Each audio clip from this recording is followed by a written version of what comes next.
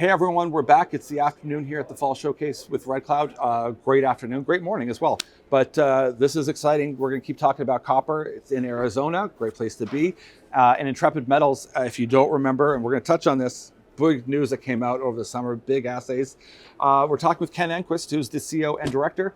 There's lots of different angles we could take with this, but let's maybe remind people of what we're dealing with here as far as Yeah, we've got an amazing portfolio of assets located in Arizona, and we started out with selecting these assets with a de-risking focus of not making sure that we picked assets that weren't in national forests or encumbered lands.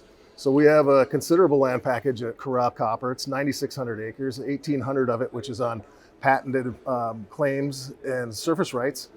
So private land, so permitting is extremely easy.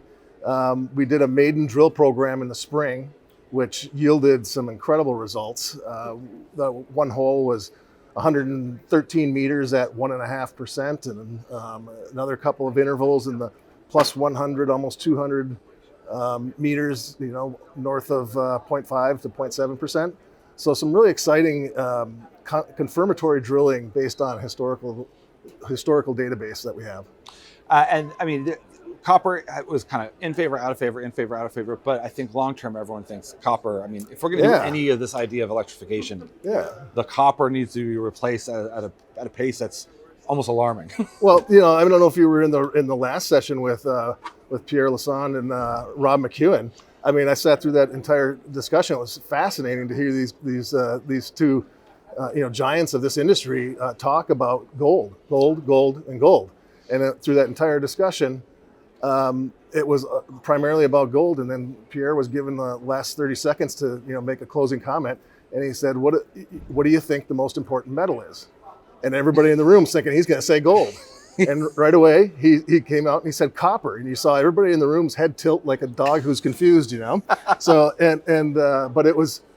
but he went on to say that you can't, the AI, electrification of the world, the EVs, everything. Any of this. It's so important. It's the key, and there hasn't been a major key discovery of large size in quite some time. And I want to kind of tie that in because you have like the South 32 Taylor deposit, which is developing. That's being made into a mine very near term, which is a big deal for the U.S. because it's the first time a mine in a long time. Yeah. And you have your two projects. One's Tombstone, and one is kind of a Taylor type of thing. And you know very well about all of that. So that's a big lead up. I'm sorry. Yes, no, that's okay. That's fine. I was asked in 2018 to oversee the feasibility study for the Taylor project, and mostly around the infrastructure. And so I do have some familiarity with the deposit and with the mine there. So what we have at Tombstone South is very analogous to the Taylor deposit, and in a way that we did an IP survey in May of 22 that lit up in a way that could only be explained in the same way the formation of the Taylor deposit has occurred.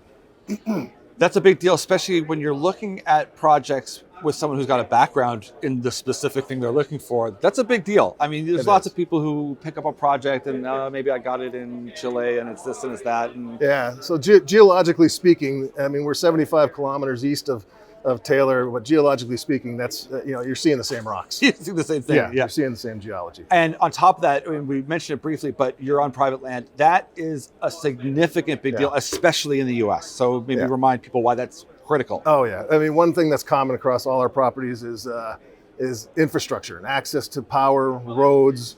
All of our sites, you can drive right onto drill pads with two-wheel drive vehicles from the roads.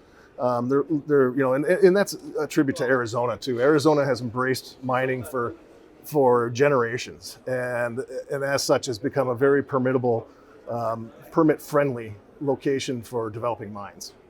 And it's interesting too, because I happen to know, because I've paid a lot of attention to Arizona, is like Taiwanese semiconductors building out there. I mean, there's lots happening. Mm-hmm. That also means need a lot of copper. I mean, if you want to apply anything with big tech, with data centers, anything, that's all copper. And that's the story of that, like you said. Oh, absolutely.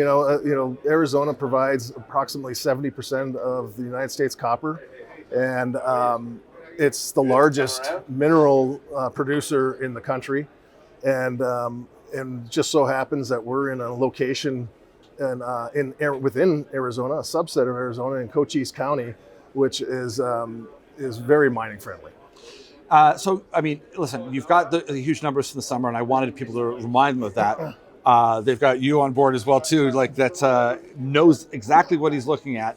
What's the next step? So if someone kind of says to you, well, okay, you caught my interest. What am I supposed to pay attention to from now until Christmas? And then maybe just slightly after? Because people have got short time frames and they need to be like, what do I need to hear?